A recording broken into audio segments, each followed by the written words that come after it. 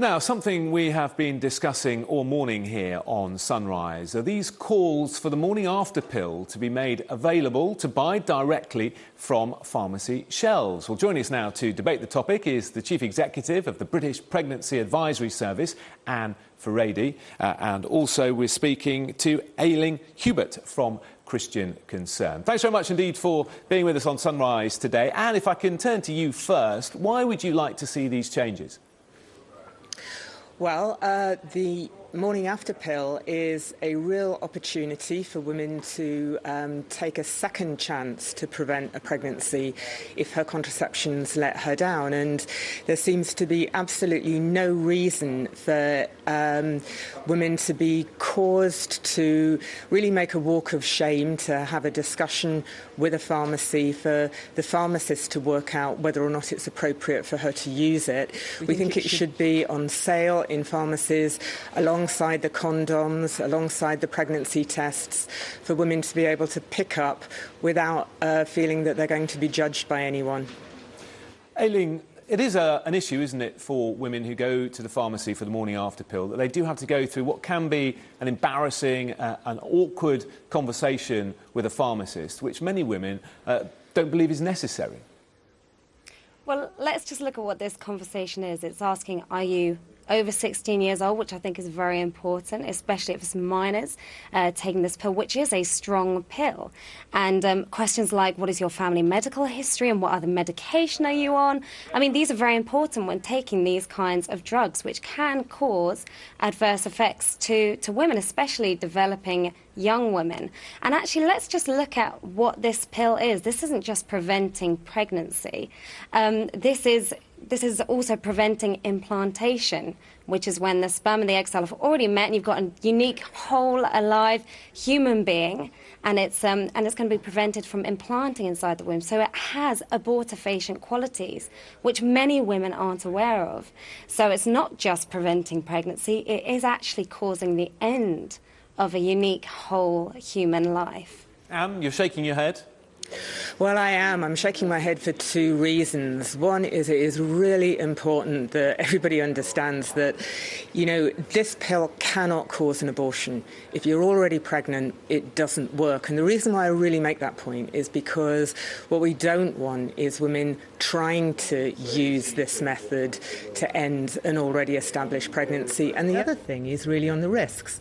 What we have to understand is that this pill is less risky than aspirin, it's less risky than paracetamol, it's less risky to women than many, many other drugs. And you just have to think the benefits of it are enormous.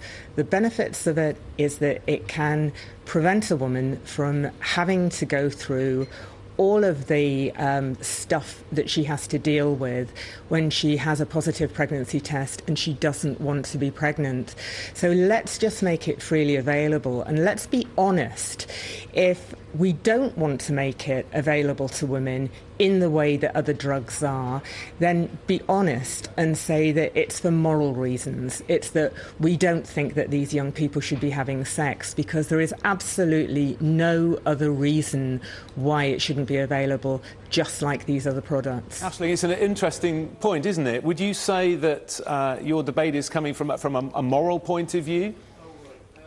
From a human rights perspective, it's totally a lie for BPAS to say that this doesn't end a human life, because science tells us human life begins at the very moment of fertilization. Everything is there genetically. You know, your skin color is determined, your eye color, your sex. And look at the NHS website. It says that the morning after pill prevents ovulation and it prevents fertilization. But if those two fail, the third way the pill works is it thickens, or it thickens the lining of the uterus so that the embryo cannot implant, which is abortifacient. So it's a total lie for BPAS to say it doesn't end a human life. And of course, this is a moral issue if it comes to the ending of a human life. Of course it's a moral issue. Aisling, you really have to stop there, because the one thing that you cannot accuse us of is lying about this. What you're talking about is the but action you've just said, look at the NHS website. Look at it. And it describes exactly what happens. Implantation is stopped. What else could that be? This is a method of contraception. This is a method of contraception that works before a pregnancy test will show that a woman is positive. It's a method of contraception that works in the way that others do. You have a particular fundamentalist. You have a completely fundamentalist attitude to what contraception is, and you deny that certain methods of contraception are. Contraception prevents. Technically, contraception prevents a pregnancy from being established, but that's really not the point, is it? But this is actually abortifacient. This is actually abortifacient, and many women the phrase "Ann morning after pill" is slightly incongruous, isn't it? Because actually, the pill can be used for a number of days after intercourse.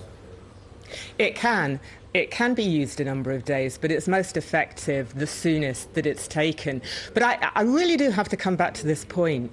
You see, if this pill were a method of abortion, it could only be used in an abortion clinic. It could not be issued by pharmacists at all, because the abortion law regulates abortion. One of the reasons then maybe we should look at one of the reasons why we are so keen that this product is on sale is because it can actually help to prevent abortion. And if you think that this is a method of abortion, you have to explain why.